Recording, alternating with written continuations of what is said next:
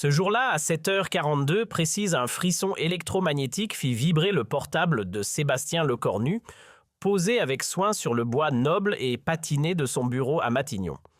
Sur l'écran, un indicatif venu d'Israël s'affichait tranchant comme une lame dans la quiétude matinale. Pendant une brève seconde, le chef du gouvernement français suspendit son geste, attiré par les éclats dorés du soleil naissant, qui s'infiltrait discrètement entre les épais rideaux couleur lit de vin. Dans cette clarté presque théâtrale, une intuition subtile lui soufflait que cette journée sortirait de l'ordinaire. Finalement, il tendit la main et décrocha. La voix à l'autre bout était celle d'un conseiller diplomatique israélien. Tendu, presque métallique, chaque mot pesait comme de l'or. Monsieur le Premier ministre, le cabinet de sécurité israélien vient de finaliser une décision historique concernant les otages. Le Premier ministre Netanyahou souhaite vous en informer personnellement lors d'une conférence multilatérale dans exactement 3 heures. Lecornu sentit tous ses muscles se contracter instantanément. 3 heures. Seulement 3 heures pour comprendre ce qui se tramait dans les salles secrètes de Jérusalem. 3 heures avant que le monde entier ne découvre une vérité qui allait tout changer. Il raccrocha sans prononcer un seul mot de plus, son regard bleu acier se perdant vers la fenêtre, où Paris s'éveillait lentement, totalement inconscient de la tempête diplomatique qui approchait à grande vitesse. Mais attends, tu ne sais pas encore ce qui va réellement se passer dans ces 3 heures. Personne ne le savait à cet instant. Pas même les agents des services secrets français de la Direction générale de la sécurité extérieure, qui au même moment analysaient frénétiquement des rapports cryptés en provenance du Moyen-Orient dans leurs bureaux souterrains. Pas même les journalistes chevronnés qui préparaient leur matinale habituelle à France Inter, les chaînes BFM Télévision, et certainement pas les familles des otages français qui, depuis des mois interminables, vivaient dans l'angoisse la plus totale et un espoir qui s'amenuisait jour après jour. Ce que Benjamin Netanyahou s'apprêtait à annoncer au monde allait pulvériser toutes les certitudes établies, toutes les négociations menées dans l'ombre, toutes les promesses murmurées dans les couloirs du pouvoir. Et ce que Sébastien Lecornu allait lui répondre en une seule phrase tranchante allait entrer dans l'histoire comme l'un des moments les plus audacieux, les plus courageux et les plus controversés de la diplomatie française moderne. Revenons quelques semaines en arrière pour que tu comprennes vraiment tout. Il faut saisir le contexte dans sa totalité pour mesurer toute la portée explosive de ce qui va suivre. Depuis l'attaque dévastatrice du 7 octobre et l'enlèvement brutal de dizaines d'otages, dont plusieurs citoyens français, la pression internationale sur Israël n'avait cessé de croître comme une cocotte minute prête à exploser. Les négociations menées dans le plus grand secret par le Qatar, l'Égypte et les États-Unis semblaient piétiner désespérément. Chaque jour apportait son lot de rumeurs contradictoires, d'espoirs déçus et de communications cryptiques. Les familles oscillaient entre désespoir et rage contenue. Mais personne n'avait anticipé ce qui allait se produire ce matin-là. Dans son bureau silencieux de Matignon, Sébastien Lecornu se leva lentement de son fauteuil en cuir. À 39 ans, il était l'un des plus jeunes premiers ministres de l'histoire française moderne, nommé par Emmanuel Macron, le 5 septembre 2024. Il avait déjà traversé des crises politiques majeures, la motion de censure, les manifestations violentes contre la réforme des retraites, les tensions avec l'extrême droite montante. Mais rien, absolument rien ne l'avait préparé à ce qui l'attendait aujourd'hui. Il marcha vers la fenêtre, les mains croisées dans le dos, et observa les toits de Paris qui scintillaient sous la rosée matinale. Quelque part dans cette ville, des familles françaises attendaient désespérément des nouvelles de leurs proches retenus en otage. Quelque part dans les bureaux du quai d'Orsay, des diplomates chevronnés tentaient de déchiffrer les intentions réelles d'Israël. Et quelque part, à Jérusalem, Benjamin Netanyahou préparait son annonce qui allait secouer le monde. Lecornu ferma les yeux une seconde. Il repensa à sa dernière conversation téléphonique avec Macron 2 jours auparavant. Le président lui avait dit avec cette gravité particulière qu'il adoptait dans les moments cruciaux « Sébastien, si Netanyahou fait ce que nos services pensent qu'il va faire, tu devras prendre position. Seul, sans attendre mon retour d'Asie. La France ne peut pas se taire. » Ces mots résonnaient encore dans sa tête comme un tambour de guerre. « Prendre position. Seul. sans filet de sécurité. 3 heures plus tard, la conférence multilatérale commence. Sur l'écran géant installé dans la salle de crise de Matignon, les visages des dirigeants mondiaux apparurent un par un, le président américain, le chancelier allemand, le premier ministre britannique, le secrétaire général de l'Organisation des Nations Unies. Tous attendent. L'atmosphère était électrique, chargée d'une tension presque palpable. Et puis Benjamin Netanyahou apparut, son visage s'afficha à l'écran. Ses traits tirés trahissaient des semaines de nuits blanches et de décisions impossibles. Il portait sa chemise blanche impeccable habituelle, sa cravate bleue parfaitement nouée, mais dans ses yeux, le corps nu perçut quelque chose qu'il n'avait jamais vu auparavant. Une détermination absolue mêlée à quelque chose d'autre, quelque chose de plus sombre, quelque chose qui ressemblait à du désespoir calculé. Netanyahou prit la parole en anglais, sa voix grave résonnant dans la salle comme un verdict. « Mesdames et messieurs les dirigeants, j'ai une annonce importante à faire ce matin.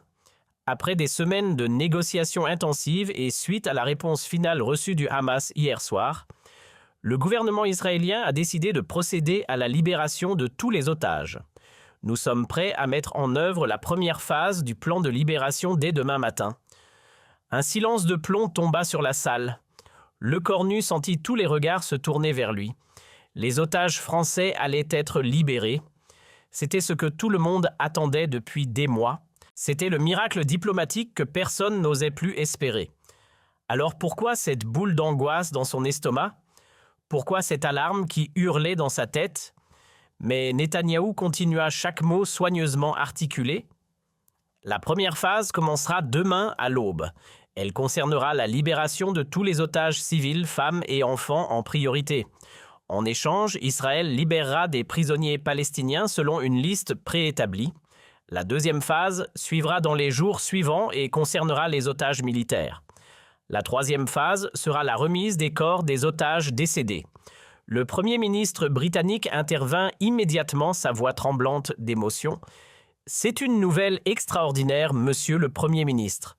Le monde entier vous en sera reconnaissant. » Le chancelier allemand acquiesça vigoureusement. « C'est le résultat de votre courage et de votre persévérance. » Le président américain ajouta « Israël a montré qu'il était possible de négocier même dans les circonstances les plus difficiles. » Mais le corps nu restait silencieux. Ses collaborateurs les plus proches assis autour de la grande table le regardaient avec inquiétude. Pourquoi ne disait-il rien? Pourquoi ce silence pesant alors que tous les autres dirigeants félicitaient Netanyahou? Son conseiller diplomatique, Marc Vallière, se pencha vers lui et murmura « Monsieur le Premier ministre, vous devriez dire quelque chose. Le silence de la France est remarqué. » Le corps nu leva une main pour le faire taire. Ses yeux ne quittaient Barnes pas l'écran. Il observait Netanyahou avec une intensité laser cherchant à déchiffrer ce qui se cachait derrière cette annonce apparemment miraculeuse. Et soudain, il le vit un micro-mouvement dans les yeux du Premier ministre israélien, une hésitation infinitésimale quand il avait prononcé le mot « tous », une crispation imperceptible de la mâchoire quand il avait dit « première phase ». C'était là. Le mensonge était là enfoui dans les plis de cette annonce historique. Netanyahou n'allait pas libérer tous les otages, ou du moins pas dans les conditions annoncées. Il y avait un piège, une clause cachée, un détail crucial que le Premier ministre israélien avait soigneusement omis de mentionner. Le modérateur de la conférence intervint. « Y a-t-il d'autres questions ou commentaires avant que nous ne passions aux détails techniques ?» C'était le moment où les corps nus devaient soit se taire et laisser passer cette annonce, soit prendre le risque de tout faire exploser en posant la question que personne n'osait poser. Il pensa aux familles françaises, aux parents qui attendaient, aux enfants qui voulaient retrouver leurs proches, aux promesses qu'il avait faites aux valeurs que la France était censée défendre. Et il prit sa décision. Sébastien Lecornu se pencha vers le microphone. Toute la salle retint son souffle. Sa voix était calme, posée, mais chargée d'une autorité qui fit tressaillir même les plus aguerris monsieur le Premier ministre Netanyahou. « J'ai une question avant que nous célébrions prématurément cette annonce. » Le visage de Netanyahou se figea sur l'écran. Les autres dirigeants semblaient surpris par l'intervention française. Le ton de l'écornu n'était pas celui de la félicitation, mais celui de l'interrogation exigeante. Vous avez dit que tous les otages seraient libérés, mais je voudrais une clarification précise. Est-ce que cela inclut les otages qui ont la double nationalité israélo-française? Est-ce que cela inclut les otages qui ont été identifiés par vos services comme ayant des liens, même lointains, avec des organisations que vous considérez comme problématiques? Est-ce que tout signifie vraiment tous, sans exception, sans clause cachée, sans condition secrète? Le silence qui suivit fut assourdissant. Netanyahou ne répondit pas immédiatement. Ses yeux se plissèrent légèrement. Il venait de comprendre que l'écornu avait vu à travers son annonce qu'il avait détecté la faille dans sa déclaration soigneusement préparée. Les secondes s'étirèrent comme des heures. Tous les regards étaient braqués sur l'écran. Marc Vallière était devenu blanc comme un linge. Il savait que son patron venait de franchir une ligne rouge qu'il venait de mettre publiquement, en doute la parole d'un chef d'État allié devant l'ensemble de la communauté internationale. Finalement, Netanyahou parla et sa voix avait perdu toute sa chaleur diplomatique. « Monsieur le Premier ministre Lecornu, je peux vous assurer que notre engagement est total. Tous les otages civils seront libérés selon le calendrier établi. » Lecornu ne lâcha pas prise. Il se pencha encore plus vers le microphone et ce qu'il dit ensuite allait être répété dans tous les médias du monde pendant des semaines. « Monsieur le Premier ministre, avec tout le respect que je vous dois, tous les otages civils n'est pas la même chose que tous les otages. Je vais donc reformuler ma question très simplement. Allez-vous libérer absolument tous les otages sans exception, y compris ceux que vous considérez comme ayant le statut ambigu de doubles nationaux ou de personnes sous enquête? » Et là, dans cette fraction de seconde, qui sembla une éternité, le visage de Netanyahou changea. La façade du diplomate triomphant s'effrita légèrement. Ses mâchoires se serrèrent. Ses yeux devinrent plus durs. Il venait de comprendre qu'il ne pourrait pas contourner la question française. Lecornu avait mis le doigt exactement là où ça faisait mal. « La situation est complexe », commença-t-il, et ces 4 mots confirmèrent tout ce que Lecornu soupçonnait. Il y a effectivement quelques cas particuliers qui nécessitent une évaluation de sécurité supplémentaire. Nous parlons d'un très petit nombre d'individus. Combien d'otages ne seront pas libérés dans cette première phase que vous présentez comme totale, interrompit Lecornu. Le malaise dans la salle de conférence virtuelle était maintenant palpable. Le président américain se racla la gorge visiblement inconfortable. Le premier ministre britannique détourna le regard. Le chancelier allemand tripotait nerveusement ses papiers. Il savait tout ce que Lecornu venait de déchirer le voile de la diplomatie polie pour exposer une vérité que personne ne voulait entendre. Netanyahou hésita encore, puis lâcha environ « 23 individus resteront en détention temporaire pour des raisons de sécurité nationale israélienne. Ils seront libérés dans une phase ultérieure après vérification approfondie. » Le chiffre explosa dans l'esprit de Lecornu comme une bombe. 23 êtres humains que Netanyahou s'apprêtait à exclure de sa grande annonce de libération.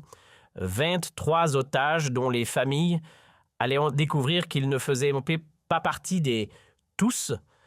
23 personnes dont la liberté dépendait de critères arbitraires décidés unilatéralement par le gouvernement israélien. Et parmi ces 23, les services français avaient identifié au moins 7 citoyens français ou binationaux. Ces familles françaises allaient en vivre l'espoir, puis la dévastation en l'espace de quelques heures. Lecornu ferma les yeux pendant 2 secondes, 2 secondes pour rassembler tout son courage, 2 secondes pour mesurer l'impact de ce qu'il allait dire, 2 secondes pour accepter que sa carrière politique pourrait se terminer dans les minutes suivantes. Puis il rouvrit les yeux, regarda directement la caméra et prononça les mots qui allaient changer le cours de cette crise. Alors ce n'est pas tout. Ces 5 mots tombèrent comme un couperet. La réponse de Lecornu en une seule phrase, simple, directe, implacable. Une phrase qui démantelait toute la rhétorique de Netanyahou. Une phrase qui exposait la manipulation. Une phrase qui allait déclencher une tempête diplomatique sans précédent. Netanyahou devint rouge de colère contenue. Sa main serra convulsivement le bord de son bureau.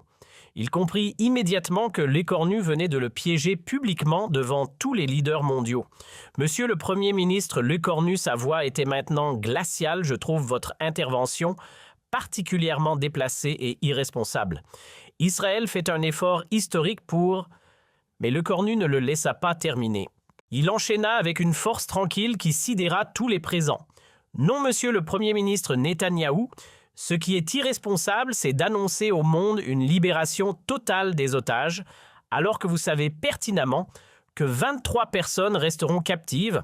Ce qui est déplacé, c'est de manipuler l'espoir de familles désespérées avec des annonces incomplètes.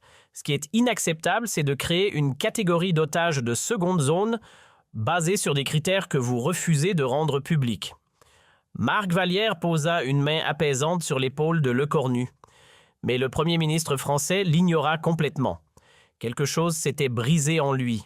La fatigue accumulée les nuits blanches à négocier les appels déchirants des familles, la pression constante. Tout cela explosait maintenant en un torrent de vérité diplomatique.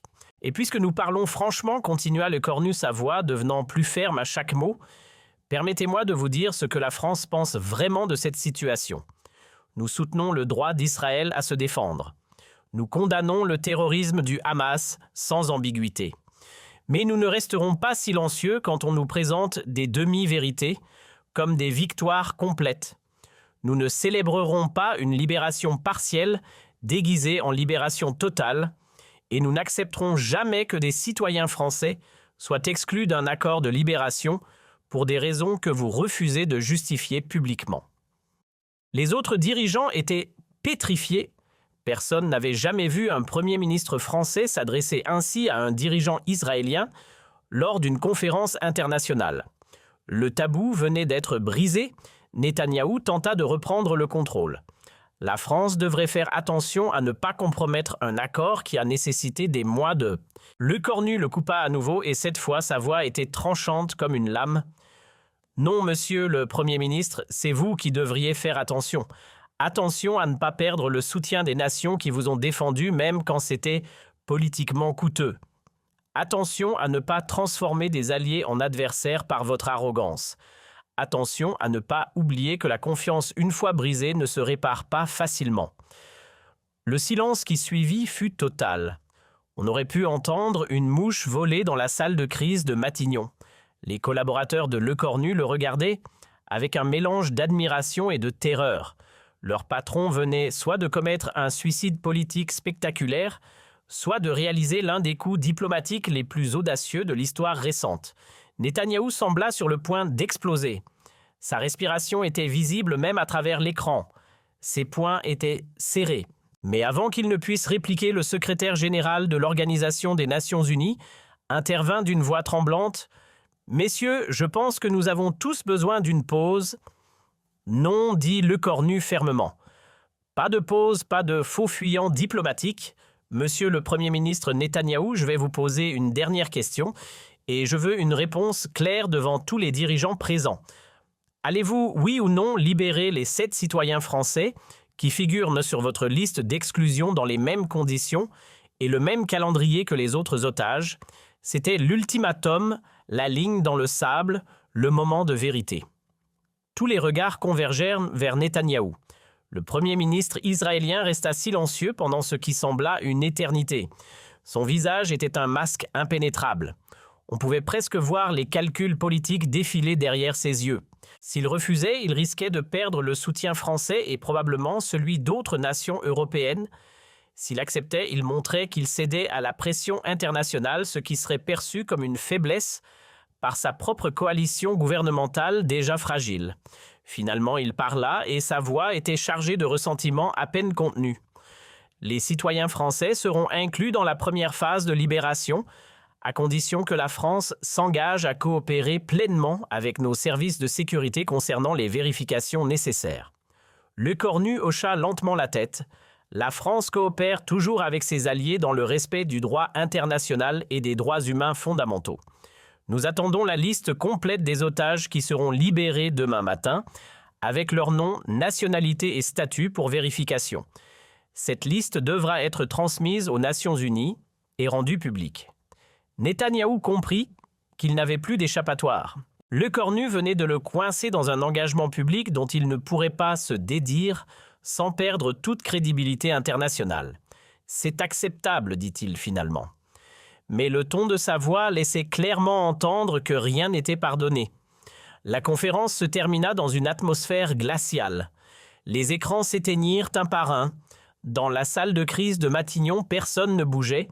Les collaborateurs de Lecornu le regardaient comme s'ils voyaient leur patron pour la première fois. Puis lentement, Marc Vallière commença à applaudir.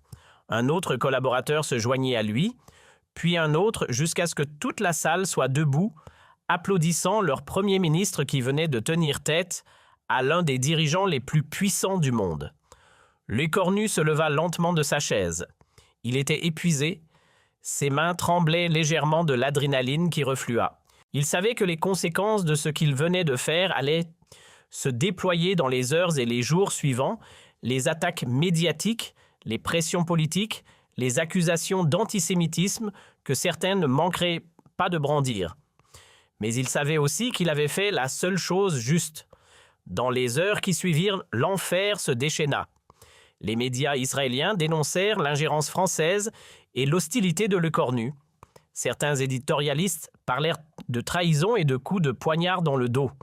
Le lobby pro-israélien en France mobilisa immédiatement ses relais pour exiger la démission du Premier ministre. Mais quelque chose d'inattendu se produisit, quelque chose que ni Lecornu ni Netanyahou n'avaient anticipé. Les familles des otages, toutes nationalités confondues, commencèrent à manifester leur soutien au Premier ministre français. Des rassemblements spontanés se formèrent devant l'ambassade de France dans plusieurs capitales.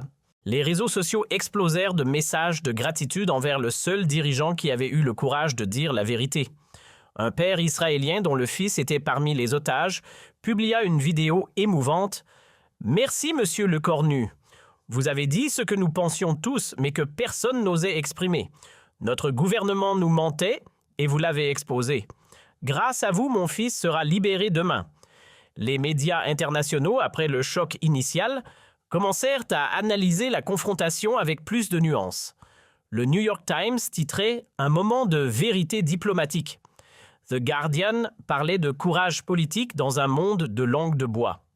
Même certains médias israéliens progressistes commencèrent à questionner la stratégie de communication de Netanyahou.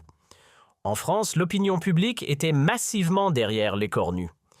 Un sondage IFOP montrait que 77% des Français approuvaient sa prise de position. Les syndicats ou les associations, même des personnalités politiques de l'opposition, exprimèrent leur soutien. Emmanuel Macron, qui suivait les événements depuis son déplacement en Asie, appela Lecornu tard dans la soirée « Sébastien, vous avez fait ce qu'il fallait faire. La France est fière de vous ce soir ».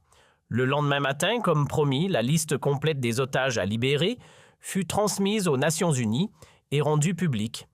Les 7 citoyens français y figuraient. Netanyahou avait tenu sa parole contraint et forcé par la pression internationale déclenchée par l'intervention de Lecornu. À l'aube, les premiers otages franchirent la frontière de Gaza. Les images de leurs retrouvailles avec leurs familles firent le tour du monde. Des larmes, des étrennes, des cris de joie. Et dans chaque interview, les familles françaises répétaient le même message « Merci à monsieur Lecornu. Sans lui, nos proches seraient restés derrière. » Mais l'histoire ne s'arrêta pas là. Dans les semaines suivantes, la dynamique géopolitique au Moyen-Orient changea subtilement mais profondément.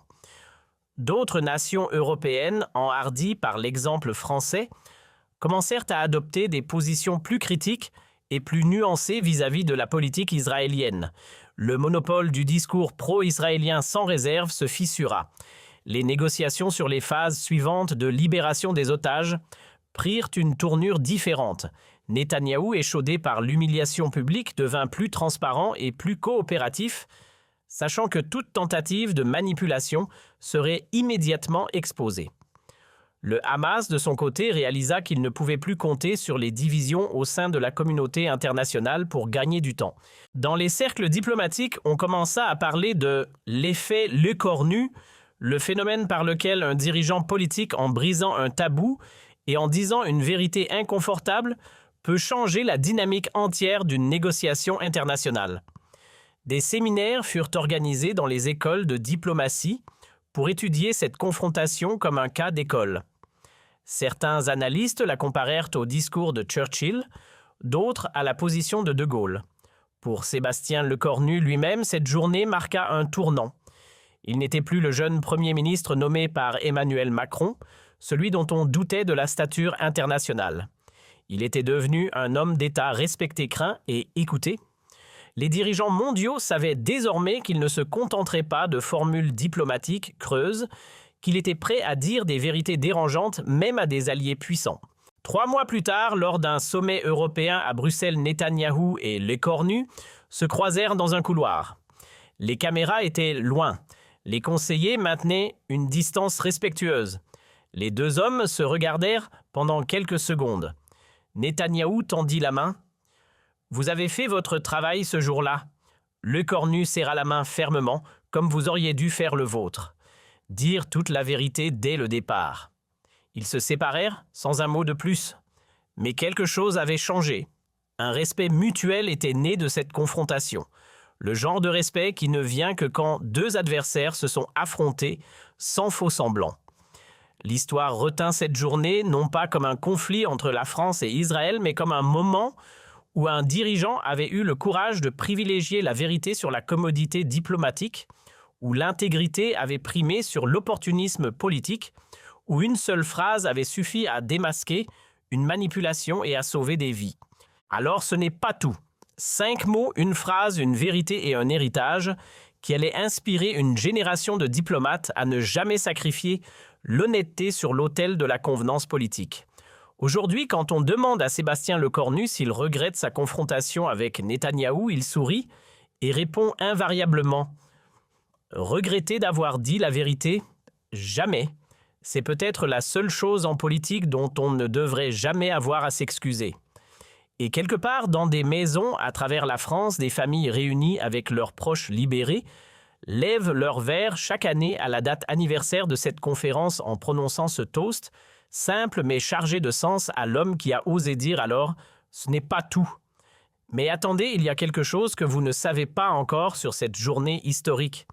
Quelque chose qui ne fut révélé que des mois plus tard dans les mémoires confidentielles d'un diplomate américain présent lors de cette conférence. Quelque chose qui change complètement la perception de ce moment. 2 heures avant la conférence, pendant que Lecornu marchait nerveusement dans son bureau à Matignon, un courriel crypté arriva sur le serveur sécurisé de la Direction générale de la sécurité extérieure. L'expéditeur était anonyme, mais les métadonnées indiquaient une origine proche des services de renseignement israéliens. Le message contenait un document explosif, la liste complète des 23 otages que Netanyahou comptait exclure de la libération avec les raisons détaillées de chaque exclusion. Parmi ces raisons figuraient des éléments qui auraient fait scandale s'ils avaient été rendus publics. 3 otages étaient exclus simplement parce qu'ils avaient critiqué la politique israélienne sur les réseaux sociaux avant leur enlèvement. 5 autres parce qu'ils avaient des liens familiaux lointains avec des Palestiniens. 2 parce qu'ils avaient participé à des manifestations pour la paix à Tel Aviv. Le document révélait que Netanyahou savait parfaitement que ces critères ne tiendraient jamais devant un examen international et qu'il comptait sur le silence complice de la communauté internationale trop heureuse de célébrer une victoire diplomatique partielle plutôt que d'affronter une vérité embarrassante. Ce fut ce document qui donna à Lecornu le courage d'agir. Il savait exactement ce que Netanyahou faisait. Il avait les preuves, mais il ne pouvait pas les révéler publiquement sans mettre en danger la source qui avait risqué sa vie pour les transmettre. Alors il avait choisi une stratégie différente, forcer Netanyahou à admettre lui-même la vérité par des questions si précises qu'il ne pourrait pas les esquiver. Marc Vallière, qui avait lu le document en même temps que Lecornu, avait supplié son patron de ne pas utiliser ces informations. C'est trop risqué. Si Netanyahou comprend que nous avons accès à ces communications internes, cela pourrait déclencher une crise diplomatique majeure.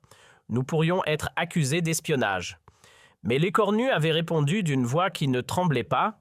« Et si nous ne faisons rien, 23 personnes resteront en captivité pour des raisons qui violent tous les principes que nous prétendons défendre. Je ne peux pas vivre avec ça sur la conscience. Pas pour sauver ma carrière, pas pour éviter un scandale diplomatique. Cette conversation ne fut jamais rendue publique. Le document fut détruit après la conférence. Ses cendres dispersées dans la Seine par un agent de la Direction générale de la sécurité extérieure, dont l'identité reste classifiée à ce jour. Mais la source qui l'avait transmis, un officier israélien désenchanté par les méthodes de son gouvernement, continua à fournir des informations cruciales à la France dans les années qui suivirent, contribuant à sauver d'innombrables vies dans des situations de crise. Voilà pourquoi Lecornu avait été si précis dans ses questions, pourquoi il connaissait le chiffre exact 23, pourquoi il avait mentionné spécifiquement les doubles nationaux et les personnes sous enquête. Il ne devinait pas, il savait. Et Netanyahou, en l'entendant poser ces questions avec une telle précision, avait compris immédiatement que quelqu'un dans son propre camp l'avait trahi. On raconte que ce soir-là, dans son bureau de Jérusalem, le Premier ministre israélien ordonna une enquête interne qui aboutit à l'arrestation discrète de 3 officiers du Mossad, soupçonnés d'avoir des sympathies pour l'opposition politique. L'un d'eux fut forcé à la démission anticipée. Un autre disparut mystérieusement pendant 6 mois avant de réapparaître à Londres avec une nouvelle identité. Le troisième, le véritable coupable, ne fut jamais identifié et continue probablement à servir dans les rangs des services secrets israéliens, portant son secret comme une médaille invisible. Cette dimension cachée de l'affaire explique aussi pourquoi, lors de leur rencontre dans ce couloir de Bruxelles 3 mois plus tard, Netanyahou avait dit à Lecornu « Vous avez fait votre travail, c'était une reconnaissance à double sens ». Netanyahou savait que Lecornu avait eu accès à des informations qu'il n'aurait jamais dû avoir. Il savait que le Premier ministre français aurait pu l'humilier bien plus profondément en rendant public le document. Mais Lecornu avait choisi de protéger sa source, de préserver un minimum de dignité pour Israël, tout en obtenant le résultat essentiel, la libération de tous les otages, sans exception. C'était cela le véritable génie diplomatique de Lecornu ce jour-là. Non pas simplement le courage de confronter un allié puissant, mais l'intelligence de savoir jusqu'où aller et où s'arrêter. De comprendre que le but n'était pas de détruire Netanyahou ou de saboter les relations franco-israéliennes, mais d'obtenir un résultat concret, la liberté de 23 êtres humains qui allaient être sacrifiés sur l'autel de la raison. Dans les années qui suivirent, Lecornu ne parla jamais de ce document, pas même à Emmanuel Macron, qui ne le découvrit que bien plus tard par une indiscrétion d'un agent retraité de la Direction générale de la sécurité extérieure. Quand le président confronta son Premier ministre à ce sujet, Lecornu répondit simplement « Certaines choses doivent rester dans l'ombre pour que la lumière puisse briller là où c'est nécessaire ». Cette philosophie devint la marque de fabrique du style Lecornu en matière de politique étrangère. Pendant le reste de son mandat, il continua à surprendre observateurs et adversaires par sa capacité à obtenir des résultats spectaculaires dans des situations apparemment bloquées. On le vit négocier la libération de journalistes français retenus en Iran en utilisant des canaux secrets que personne ne soupçonnait.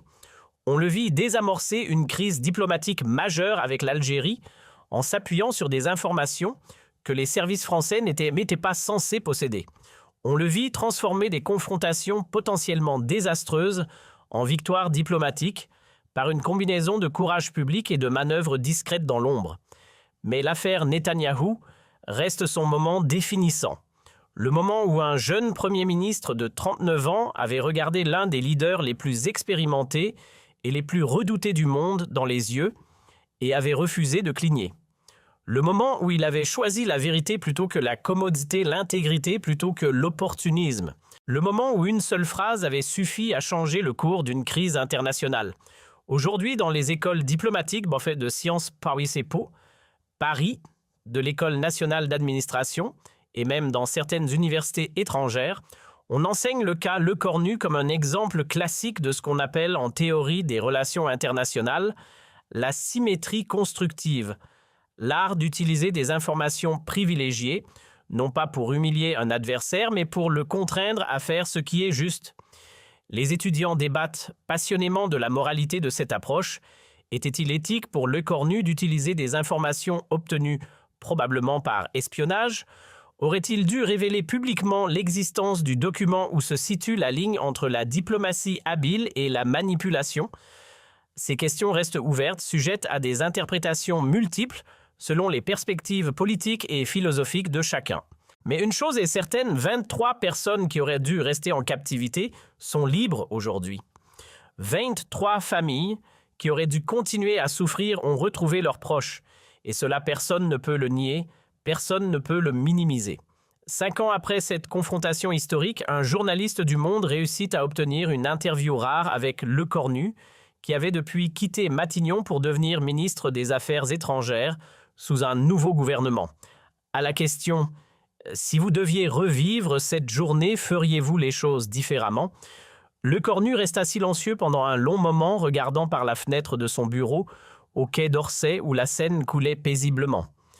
Puis il se tourna vers le journaliste avec ce regard bleu acier qui était devenu sa signature et il dit « Vous savez, en politique, on nous apprend à peser chaque mot, à calculer chaque geste, à anticiper chaque conséquence. Mais parfois, il faut simplement faire ce qui est juste, même si c'est dangereux, même si c'est impopulaire, même si cela peut détruire votre carrière. Ce jour-là, j'ai fait ce qui était juste. Je dormirais moins bien aujourd'hui si j'avais fait autre. » Le journaliste nota cette réponse, puis posa la question que tous se posaient depuis des années. « Est-il vrai que vous aviez accès à des documents confidentiels israéliens ce jour-là » Lecornu sourit, mais ne répondit pas directement. Ce qui est vrai, c'est que 23 personnes sont libres aujourd'hui. Le reste n'est que spéculation. Et c'est sur cette note d'ambiguïté calculée que l'interview se termina. Lecornu avait encore une fois démontré son talent pour dire ce qui devait être dit, tout en gardant ce qui devait rester secret. Cette capacité à naviguer entre transparence et discrétion, entre courage public et prudence stratégique était devenue la marque d'un homme d'État véritablement exceptionnel. L'histoire de cette confrontation se transmit de génération en génération dans les couloirs du pouvoir français. Elle devint une légende, un conte moral sur le courage et l'intégrité en politique. Les jeunes diplomates l'écoutaient avec des yeux brillants, rêvant du jour où eux aussi pourraient défendre la vérité avec autant de force. Les cyniques haussaient les épaules, la qualifiant de coup de chance ou de manipulation médiatique habile. Mais ceux qui étaient là ce jour-là, ceux qui avaient vu le visage de Lecornu quand il avait prononcé ces 5 mots, fatidiques, savaient que c'était quelque chose de plus profond, quelque chose de plus rare, un moment de vérité absolue dans un monde construit sur des demi-vérités et des compromis. Et quelque part dans un appartement modeste de Tel Aviv, un ancien officier du Mossad regarde parfois les étoiles la nuit et se souvient du jour où il a envoyé un courriel qui a changé le destin de 23 personnes. Il ne sait pas si Lecornu pense encore à lui s'il se demande qui était cette source mystérieuse qui a tout risqué pour faire triompher la justice. Mais peu importe, il sait qu'il a fait ce qui était juste, et parfois dans ce monde complexe et cruel, c'est tout ce qui compte. Alors la prochaine fois que tu entends un politicien faire une annonce qui semble trop belle pour être vraie, souviens-toi de cette histoire. Souviens-toi de Sébastien Lecornu qui a eu le courage de demander « Est-ce vraiment tout ?» Souviens-toi que derrière chaque grande déclaration se cachent parfois des petits caractères que personne ne veut que tu lises.